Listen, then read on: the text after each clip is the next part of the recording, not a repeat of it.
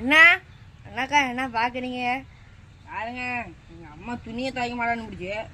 அப்புறம் என்ன பண்ணுறது? காலையில் சொன்ன மாதிரி தான் என் துணியை நானே துவைச்சிட்டு இருக்கிறேன். அதனால ஸ்கூல் சொக்காயி பேண்ட்டு இதெல்லாம் துவைச்சி போட்டுட்டுக்கிறேன்க்கா. இதான் மழை வர மாதிரி இருக்குதுல்ல. அப்புறம் மழைக்கு வந்துச்சுன்னா துவைக்க முடியாது. அலசி அப்புறம் உடனே அலசி போடுறேன். அவ்வளோதான். இன்னொரு பேண்ட் ஒன்று தான் இருக்கு. இன்னொரு பேண்ட்டு ஒரு லாயர் டயரு அது ஒன்று தான் இருக்குது. அது 2 தான் இருக்குது. அதையும் துவைச்சி போட்டு நானும் போய் அலசுறேன்க்கா. சரி அக்கா, முன்ன சொன்ன மாதிரி தான் துணி துவைச்சாச்சு. இப்போ அலசிட்டுக்கிறேன். வேறு எத்தனை அங்கே துணி வேறு கிடக்குது.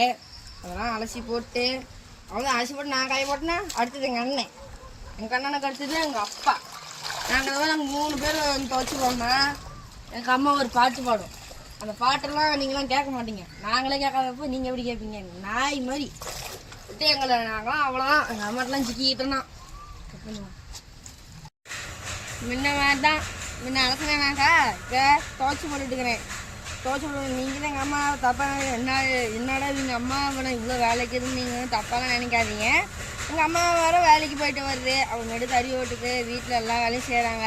அப்புறமேட்டு அவங்க துணி அவங்க எங்கேயும் துவைச்சிக்கணும்ல. இப்போ என் துணி நான் துவைச்சிக்கனா அடுத்தது எங்கள் அண்ணன் துணி அவன் துவைப்பான். எங்கள் அப்பா துணி எங்கள் அப்பா துவைச்சிப்பாங்க.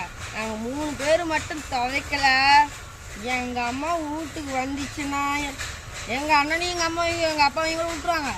என்னெல்லாம் பிடிச்சி பேசுவாங்க. அதுக்கோசமே இப்போ நான் துவைச்சி அலசி காய போட்டுக்கிறேன்க்கா.